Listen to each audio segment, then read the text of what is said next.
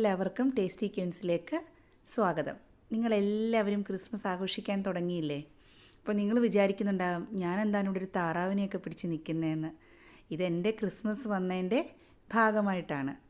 അപ്പോൾ ഈ താറാവെന്ന് പറയുന്നത് എൻ്റെ ഒരു പണ്ട് ഞാൻ എൻ്റെ വീട്ടിൽ ചെറുതായിരുന്ന സമയത്ത് ഞാനും എൻ്റെ ഡാഡിയും ക്രിസ്മസിന് ഞങ്ങൾ എങ്ങനെയാണ് താറാവിനെയൊക്കെ റെഡിയാക്കി നമ്മൾ ക്രിസ്മസ് ആഘോഷിക്കുന്നതെന്ന് നിങ്ങൾക്ക് ഞാനൊന്ന് കാണിച്ചു തരാം.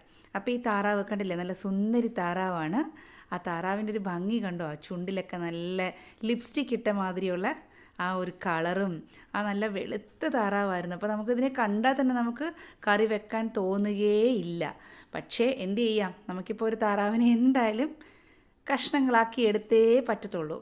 അപ്പോൾ ഞാൻ ആ താറാവിനെ ഒന്ന് റെഡിയാക്കിയിട്ട് അപ്പോൾ എങ്ങനെയാണ് ഈ താറാവ് കറി ഉണ്ടാക്കുന്നത്? ഒരു താറാവ് റോസ്റ്റാണ് ഞാൻ ചെയ്യുന്നത്. അപ്പോൾ നിങ്ങൾക്കത് എങ്ങനെയാണെന്ന് ഞാൻ കാണിച്ചു തരാം. എൻ്റെ വീട്ടിൽ പണ്ടുള്ള രീതിയിൽ ചെയ്യുന്ന രീതിയിൽ, തനി നാടൻ രീതിയിൽ, ഒരു വ്യത്യാസവും ഇല്ലാതെ.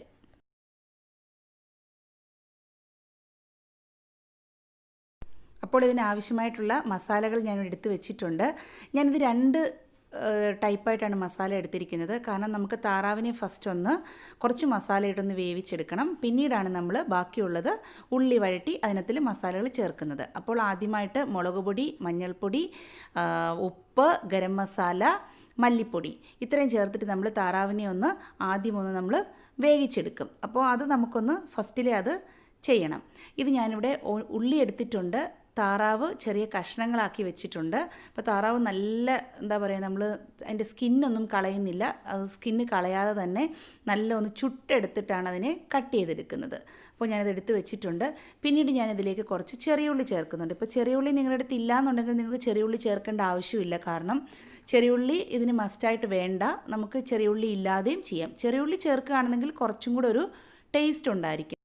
ആ എടുത്ത് വെച്ചിരിക്കുന്ന മസാലകൾ നമ്മൾ ഈ താറാവ് കഷ്ണത്തിലേക്ക് ചേർത്ത് കൊടുക്കുകയാണ്. ഇത് വളരെ സിമ്പിളായിട്ട് നമ്മൾ സാധാരണ രീതിയിൽ ചെയ്യുന്ന രീതിയിലാണ് ഞാൻ ചെയ്യുന്നത്. മുളക് പൊടി, മഞ്ഞൾപ്പൊടി, ഉപ്പ്, ഗരം മസാലപ്പൊടി, മല്ലിപ്പൊടി ഇത്രയും ചേർത്ത് നമ്മളിത് ഈ താറാവ് കഷ്ണത്തിലൊന്ന് പിടിപ്പിച്ചെടുക്കും. നല്ലതായിട്ടൊന്ന് തേച്ച് പിടിപ്പിച്ചത് നമ്മൾ എടുക്കണം. കുറച്ച് കറിവേപ്പില ചേർത്ത് കൊടുക്കണം. കറിവേപ്പില നമ്മൾ എത്ര കൂടുതൽ ചേർക്കുന്നോ നമ്മുടെ കറിക്ക് അത്രയും ടേസ്റ്റ് കൂടുതലായിരിക്കും. അതിപ്പോൾ ഏത് കറിയിൽ ചേർത്താലും നമുക്ക് അതുപോലെ തന്നെയാണ്. അപ്പോൾ ഞാനിത് നല്ലതായിട്ടൊന്ന് മസാലയെല്ലാം ഒന്ന് എടുക്കുകയാണ്. ഇപ്പോൾ ഈ താറാവ് നിങ്ങൾ കട്ട് ചെയ്തെടുക്കുന്നതിന് മുമ്പ് നമ്മൾ താറാവിൻ്റെ സ്കിന്ന് കളയണം എന്നില്ല. അപ്പോൾ നമ്മളതൊന്ന് നല്ലതായിട്ട് തീയിലൊക്കെ വെച്ചൊന്ന് വാട്ടിയെടുത്തിട്ടാണ് നമ്മളത് കട്ട് ചെയ്തെടുക്കുന്നത്. ആ ചെറിയ രോമമൊക്കെ ഉണ്ടെങ്കിൽ അത് പോകാൻ വേണ്ടിയിട്ടാണ് നമ്മളങ്ങനെ ചെയ്യുന്നത്. അപ്പോൾ നമ്മളിത് നല്ലതായിട്ടൊന്ന് പുരട്ടിയെടുത്തതിന് ശേഷം കുക്കറിലേക്ക് മാറ്റുകയാണ്. ഇതിപ്പോൾ നമ്മൾ കുക്കറിൽ വേവിച്ചെടുക്കേണ്ടി വരും. കാരണം കുറച്ച് വേവ് കൂടുതലാണ്. അതിനകത്തിലേക്ക് ഞാനൊരു 2 അല്ലി വെളുത്തുള്ളി ഇട്ട് കൊടുക്കുന്നുണ്ട്. അതിൻ്റെ കൂടെ തന്നെ ഒരു 4-5 അല്ലി ചെറിയ ഉള്ളി നമ്മൾ ചേർക്കുമ്പോൾ നമ്മുടെ കറികൾക്കൊക്കെ ഒരു പ്രത്യേക ടേസ്റ്റാണ്. അപ്പോൾ ഇത് നമ്മളൊന്ന് ഇട്ട് കൊടുത്തതിന് ശേഷം നമ്മുടെ കയ്യിൽ ഒരു 2 കയ്യിൽ വെള്ളം, അല്ലാതെ നമ്മളിപ്പോൾ 1 ഗ്ലാസ്സോ 1/2 ഗ്ലാസ്സോ വെള്ളമൊന്നും ഒഴിക്കേണ്ട ആവശ്യമില്ല, എണ്ണ ഒഴിക്കേണ്ട ആവശ്യമില്ല. ഈ സമയത്ത് ഇനി നമ്മൾ ഇതിനകത്തിലേക്ക് വെളിച്ചെണ്ണ ഒഴിച്ചു കൊടുക്കും. അപ്പോൾ ഇതൊന്ന് നല്ലതായിട്ട് വെള്ളം ഒഴിച്ചൊന്ന് ഒന്ന് ഇളക്കി ഒന്ന് പിടിപ്പിച്ചെടുക്കണം അത്. എന്നിട്ട് നമ്മളിത് ഗ്യാസിലേക്ക് മാറ്റി ഇനി ഒന്ന് വേകാൻ വെക്കണം. ഈ സമയത്ത് നമ്മളിതിന് മുകളിലേക്ക് കുറച്ച് വെളിച്ചെണ്ണ ഒഴിച്ചു കൊടുക്കും. ഇപ്പോൾ ഞാൻ വെളിച്ചെണ്ണയാണ് എടുത്തിരിക്കുന്നത്. ഇപ്പം ഇവിടെ തണുപ്പായതുകൊണ്ടാണ് വെളിച്ചെണ്ണ കുറച്ച് കട്ടിയായിട്ടിരിക്കുകയാണ്. അപ്പോൾ നമ്മുടെ താറാവ് നല്ല ആവി വന്നു തുടങ്ങി. ഈ സമയത്ത് വെളിച്ചെണ്ണ ഒഴിച്ചതിന് ശേഷം നമ്മൾ അതിനകത്തേക്ക് കുറച്ച് വെളുത്തുള്ളി ചതച്ചത് ചേർത്ത് കൊടുക്കും. അപ്പോൾ നമ്മൾ ഇത് രണ്ടായിട്ടാണ് ചെയ്യുന്നത്. ഫസ്റ്റിലെ നമ്മൾ താറാവിനെ മസാല ചേർത്ത് വേവിച്ചെടുക്കും. അപ്പോൾ നമ്മൾ ഉപ്പും മഞ്ഞളും മാത്രം ഇട്ട് താറാവ് വേവിക്കുകയാണെന്നുണ്ടെങ്കിൽ നമ്മൾ ഉദ്ദേശിക്കുന്ന ആ ഒരു ടേസ്റ്റ് കിട്ടണം എന്നില്ല. അപ്പോൾ നമ്മൾ ചിക്കനൊക്കെ വെക്കുന്ന സമയത്ത് നമ്മൾ ഉപ്പും മഞ്ഞൾപ്പൊടിയും മാത്രം ചേർത്ത് ഫസ്റ്റിലെ വേവിച്ചെടുത്തിട്ട് നമ്മൾ ചെയ്യാറുണ്ടല്ലോ. അപ്പോൾ ഇങ്ങനെ ചെയ്യുകയാണെന്നുണ്ടെങ്കിൽ ഞാനിങ്ങനെ ചെയ്യാറ്. അപ്പോൾ ഇങ്ങനെ ചെയ്യുകയാണെന്നുണ്ടെങ്കിൽ കുറച്ചും കൂടി ഒരു ടേസ്റ്റായിട്ട് എനിക്ക് തോന്നിയിട്ടുണ്ട്. അപ്പോൾ അതിൻ്റെ ആ കുറച്ച് വെള്ളമൊക്കെ ഇറങ്ങി വന്ന സമയത്ത് നമ്മൾ ഒരു 1/2 ഗ്ലാസ് വെള്ളം കൂടി അതിനകത്തിലേക്ക് ചേർത്ത് കൊടുക്കും. ഇതിപ്പോൾ വെള്ളമൊക്കെ ഒഴിച്ച് നല്ലതായിട്ടൊന്ന് ഇളക്കി എടുത്തിട്ടുണ്ട്. ഇനിയിപ്പോൾ നമ്മളിത് കുക്കർ അടച്ച് ഒരു 5 വിസിൽ വേവിച്ചെടുക്കണം. ഞാനിവിടെ ഒരു പാത്രം വെച്ച് നോൺ സ്റ്റിക്ക് പാത്രമാണ് വെച്ചിരിക്കുന്നത്. അപ്പോൾ നമുക്ക് ഏത് പാത്രം വേണമെങ്കിലും ഉപയോഗിക്കാം. കുറച്ച് വെളിച്ചെണ്ണ അതിലേക്ക് ഒഴിച്ചു കൊടുക്കുന്നുണ്ട്. ഇവിടെ തണുപ്പായതുകൊണ്ട് വെളിച്ചെണ്ണ കുറച്ച് കട്ടിയായിട്ടിരിക്കുകയാണ്. അപ്പോൾ ഞാനതിലേക്ക് കടുക്, വറ്റൽമുളക്, കറിവേപ്പില ഇത് മൂന്നും കൂടി ഇട്ട് കൊടുക്കും. അപ്പോൾ ഇതിട്ട് ഉടനെ തന്നെ ഞാൻ ചെറിയ ഉള്ളി അതിലേക്ക് ആഡ് ചെയ്യുകയാണ്. കാരണം നമ്മൾ ആ ചെറിയ ഉള്ളി ഇത് ഒത്തിരി മൂത്ത് കഴിഞ്ഞിട്ട് ആഡ് ചെയ്യുകയാണെങ്കിൽ ഇത് കരിഞ്ഞു പോകും. അപ്പോൾ അതുകൊണ്ട് ഞാനത് ചെറിയ ഉള്ളി ഒരു സൈഡിലേക്ക് മാറ്റി വെച്ചിട്ടുണ്ടായിരുന്നു. അപ്പോൾ അത് നല്ല കടുകൊക്കെ നല്ല പൊട്ടി വന്നിട്ടുണ്ട്. അപ്പോൾ നല്ല വഴണ്ട് വന്നിട്ടുണ്ട്. അതിൻ്റെ കളറ് കണ്ടില്ലേ, കരിയാതെ തന്നെ നമുക്കത് കിട്ടും.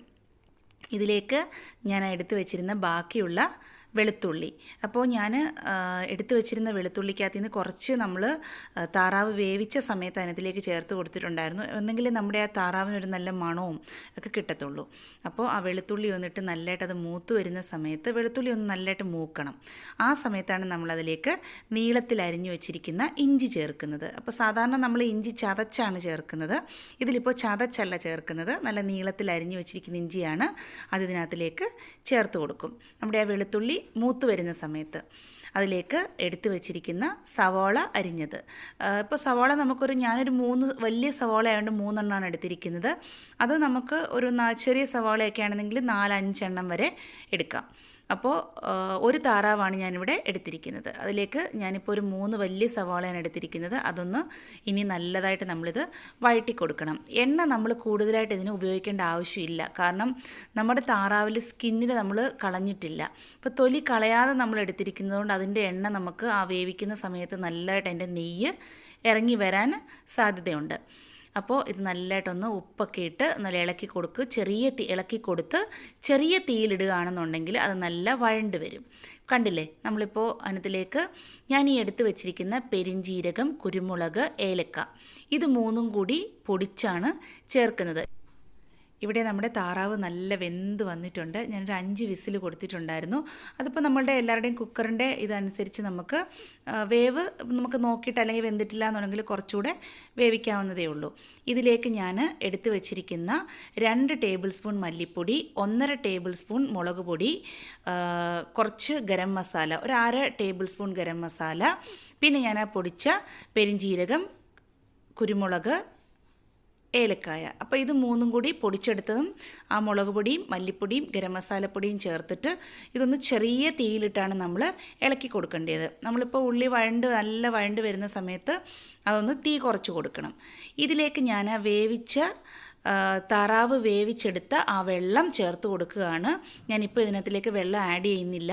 ആ താറാവിൻ്റെ കഷ്ണത്തിൽ നിന്നും ഞാൻ ആ ഗ്രേവി എടുത്തിട്ട് ആ ഗ്രേവി നമ്മൾ ഇതിലേക്ക് ഒഴിച്ചിട്ടാണ് ഇതൊന്ന് നല്ലതായിട്ട് വഴറ്റിയെടുക്കുന്നത്. കാരണം നമ്മൾ വെള്ളം ഒഴിക്കുമ്പോൾ അതിൻ്റെ ടേസ്റ്റ് ഒരു വ്യത്യാസമായിരിക്കും. കണ്ടില്ലേ, അത് നല്ല കട്ടിയായിട്ട് വന്നിട്ടുണ്ട്. ഈ സമയത്ത് ഞാൻ കുറച്ച് ചൂടുവെള്ളം, ഗ്രേവി കുറവായിരുന്നത് കൊണ്ടാണ് ഞാൻ കുറച്ച് ചൂടുവെള്ളം ഇതിലേക്ക് ആഡ് ചെയ്ത് കൊടുത്തത്. എപ്പോഴും നമ്മൾ കറിയിലേക്ക് മസാലയൊക്കെ ചെയ്യുന്ന സമയത്ത് വെള്ളം നമ്മൾ ചൂടുവെള്ളം ഒഴിക്കുകയാണെന്നുണ്ടെങ്കിൽ നമുക്ക് കുറച്ചും കൂടെ ടേസ്റ്റ് ആയിരിക്കും. ഇപ്പോൾ ഇതിനകത്തിലേക്ക് ഞാൻ വേവിച്ച് വെച്ചിരിക്കുന്ന താറാവ് കഷ്ണങ്ങൾ ചേർത്ത് കൊടുക്കുകയാണ്. നല്ല വെന്ത് വന്നിട്ടുണ്ട് താറാവ് കഷ്ണങ്ങൾ. ആ മസാലയും ഗരം മസാലയും എല്ലാം അതിനകത്ത് നല്ലതായിട്ട് പിടിച്ച് വന്നിട്ടുണ്ട്. ഇനി നമ്മളിത് ചെറിയ തീയിലിട്ടിട്ട് നമ്മളൊന്ന് ഇളക്കി കൊടുക്കണം. ഇളക്കിയിട്ട് ചെറിയ തീയിൽ നമ്മൾ അടച്ചു വെക്കാൻ പാടില്ല. അടച്ചു വെക്കുകയാണെന്നുണ്ടെങ്കിൽ നമ്മുടെ റോസ്റ്റ് ഭയങ്കര വെള്ളം പോലെ ആവും. കാരണം നമ്മൾ ഒരിക്കലും ഇത് അടച്ചു വെക്കാൻ പാടില്ല. നല്ല ഒന്ന് വെന്ത് വരുന്ന സമയത്ത് നമ്മളതിലേക്ക് കുറച്ച് തേങ്ങാപ്പാൽ ഒത്തിരി ഒന്നും വേണ്ട, ഒരു 1/4 ഗ്ലാസ് തേങ്ങാപ്പാൽ മതി. അത് നമ്മളിങ്ങനെ ഇതിനകത്തിലേക്കൊന്ന് എല്ലായിടത്തും പിടിക്കത്തക്ക വണ്ണം ഒന്ന് ചേർത്ത് ഒഴിച്ചു കൊടുക്കണം. അപ്പോൾ നമ്മുടെ റോസ്റ്റ് ഇവിടെ നല്ല റെഡി ആയിട്ടുണ്ട്. എപ്പോഴും നമ്മൾ ശ്രദ്ധിക്കേണ്ടത് റോസ്റ്റ് ചെയ്യുന്ന സമയത്ത് അതാ ഇറച്ചിയും ഉള്ളിയും അതിൻ്റെ ആ ഗ്രേവി ഇങ്ങനെ അതിനകത്തിൽ പിടിച്ചിരിക്കണം. ഒരിക്കലും അത് വെള്ളം പോലെ നമുക്ക് കിടക്കാൻ പാടില്ല. അപ്പോൾ നമുക്ക് ഫ്രൈ ചെയ്യുകയാണെങ്കിൽ കുറച്ചും കൂടെ ഡ്രൈ ആക്കി എടുക്കണം. അപ്പോൾ ആ ഉള്ളിയും ഇറച്ചിയും ഒക്കെ നല്ല പിടിച്ച് വരുന്ന സമയത്താണ് ആ റോസ്റ്റിൻ്റെ കറക്റ്റായിട്ടുള്ള ഇത് കിട്ടുന്നത്. അപ്പോൾ ഇവിടെ നമ്മുടെ താറാവ് റോസ്റ്റ് റെഡിയാണ്. ഈ ക്രിസ്മസിന് നിങ്ങളെല്ലാവരും ഇത് ഉണ്ടാക്കി നോക്കണം. താറാവ് നമുക്ക് മേടിക്കാനൊക്കെ കിട്ടും, നാട്ടിലൊക്കെ നല്ല അവൈലബിൾ ആണ്, എല്ലായിടത്തും ഇപ്പോൾ താറാവിനെ കിട്ടും. അപ്പോൾ നിങ്ങളെല്ലാവരും ഇത് ഉണ്ടാക്കി നോക്കണം.